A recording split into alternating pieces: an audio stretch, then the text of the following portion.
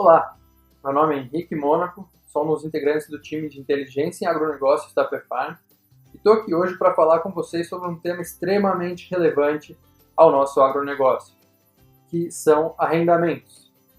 Vou mostrar hoje para vocês aqui como que a gente consegue inserir os arrendamentos dentro da PEFARM e como você consegue, junto com eles, avaliar aqui a rentabilidade aqui da sua lavoura ou lote.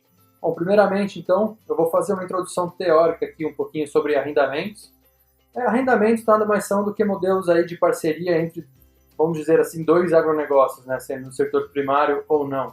Mas aquele arrendamento mais comum que a gente conhece, seja, por exemplo, na pecuária, é aquele arrendamento de terra. Então, a gente tem um produtor aí que quer produzir,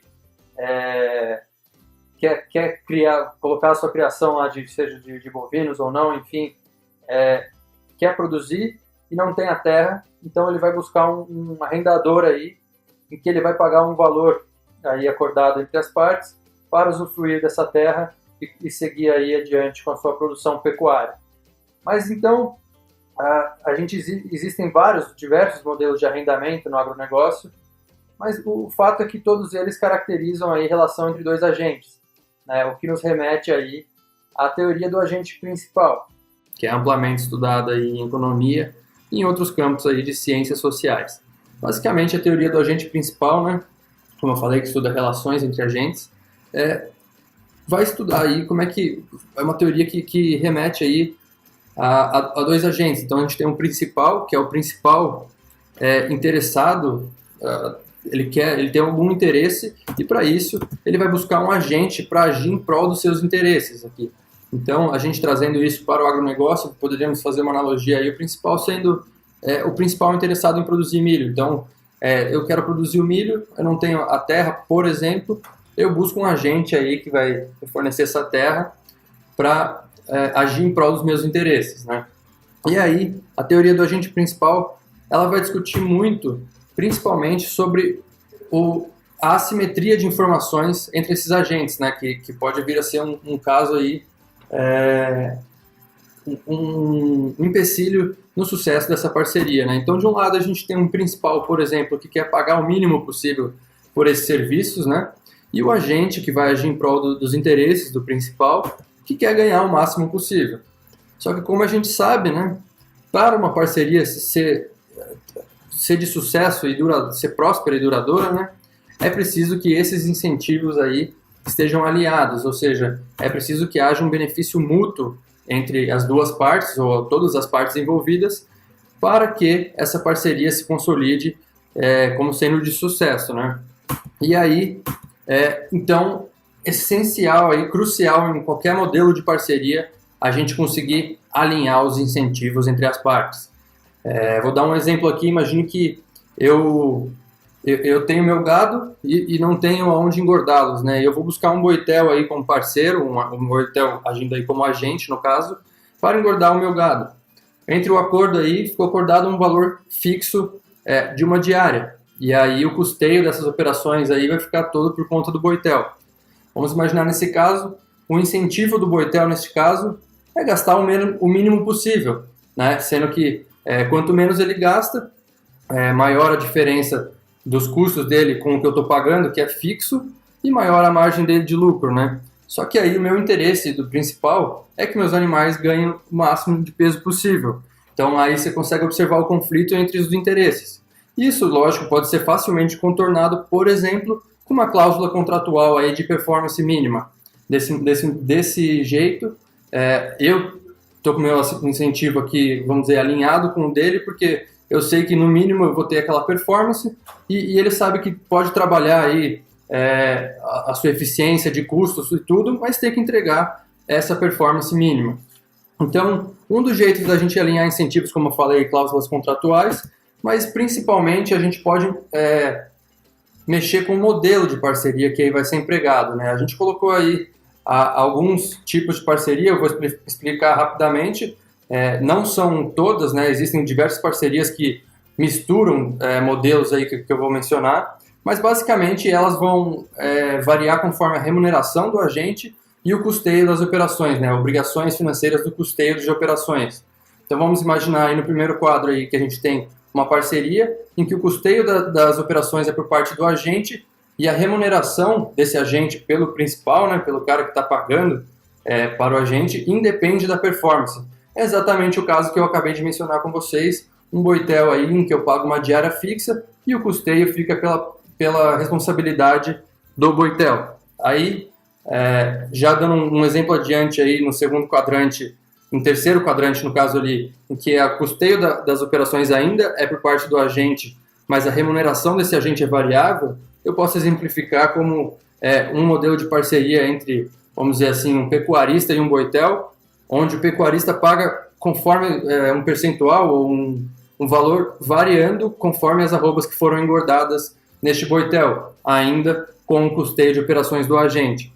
Partindo para o quadrante da direita ali, eu posso ter também parcerias onde a remuneração independe da performance, contudo o custeio fica aí por responsabilidade do principal. Vamos imaginar aí um pecuarista aí de leite, por exemplo, que arrenda uma área para produção de volumoso. Ele vai pagar um valor fixo por hectare, que independe da produção de volumoso que ele obtiver. Contudo, o custeio fica por parte do principal, ou seja, dele. Eu pago um valor fixo na terra, contudo eu vou entrar com todo o custeio de operações, porém vou colher toda essa performance aí que eu tiver, positiva ou negativa, vou colher independente da remuneração aí do agente. E aí, por último, a gente tem também um modelo de parceria em que a remuneração é variável conforme a performance, mas o custeio das operações fica por conta do principal. Vamos imaginar aí um agricultor que arrenda uma terra, ele vai lá para plantar um milho ou uma soja, por exemplo, aí, ele vai arcar com esses custos, mas ele vai pagar o agente, né, o fornecedor da terra, conforme a performance que ele obtiver, né? No caso, talvez aí vai ter que ter alguma cláusula contratual para alinhar os incentivos, talvez, de novo, estabelecer um padrão mínimo de performance, né? Vamos dizer que ele tem uma praga lá e ele perca a safra inteira, o agente ainda precisa ser remunerado, então é preciso alinhar esses interesses. Mas esses são alguns modelos aí de parcerias, podem ter alguns modelos mistos e outros modelos adicionais aí, mas é muito importante lembrar que em todos esses casos é essencial alinhar os incentivos. Então chega de teoria aqui, vou mostrar para vocês como que na prática a gente coloca isso dentro da Perfarm. Então estou aqui já logado na minha conta. A gente pode colocar aqui, vamos dizer, uma nova atividade relacionada à produção. Por exemplo, aqui nessa lavoura de soja, vamos imaginar aqui que vou colocar nessa atividade outros e planejada aqui para um futuro próximo, aqui setembro. Eu poderia vir aqui e inserir manualmente esse custo na lavoura, né? Contudo, como vocês sabem, quando eu faço isso, eu não tenho relação nenhuma com nenhum recurso meu, seja insumo, pessoa, máquina ou outros recursos, e também não tenho relação, portanto, com fluxo de caixa. Então, se você está fazendo uma análise pontual, você pode vir aqui e simplesmente inserir um valor por hectare referente a esse arrendamento. Contudo, você pode vir aqui também nos recursos e simplesmente adicionar um novo recurso, por exemplo, arrendamento soja. Você pode caracterizar esse recurso como outros e determinar a unidade custo unitário dele. Então, por exemplo, se eu vou pagar por hectare, eu posso colocar aqui a unidade hectare, o custo unitário por hectare, e aí quando eu criar ele, eu vou utilizar a quantidade de hectares referentes à lavoura. Isso vai variar conforme o modelo de parceria, como eu falei. Posso fazer também um contrato. Esse arrendamento aqui, unidade, é um contrato anual. Então, vou colocar aqui o valor anual e vou lá uma vez por ano na minha lavoura ou no meu lote e vou colocar um contrato de arrendamento para essa lavoura ou lote. Vamos imaginar que isso aqui fosse um lote, que funciona exatamente da mesma maneira.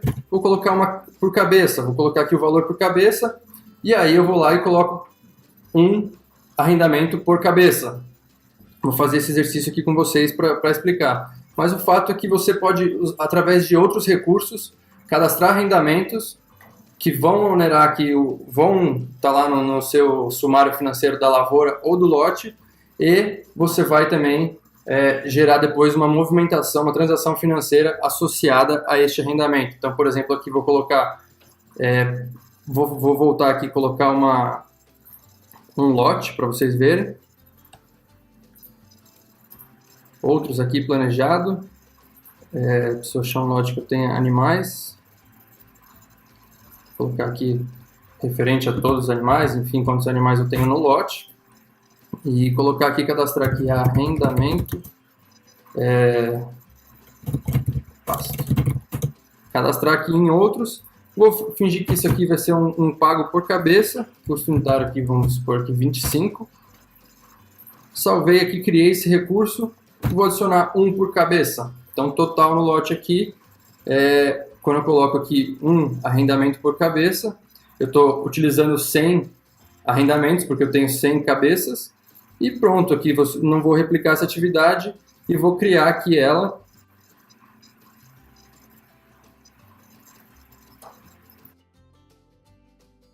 Eu salvo aqui, eu salvei essa transação. Poderia também, da mesma forma aqui, vamos imaginar que fosse um arrendamento aí por hectare, cadastrar da mesma forma aqui, vamos supor, aqui só para um exemplo aqui, arrendamento por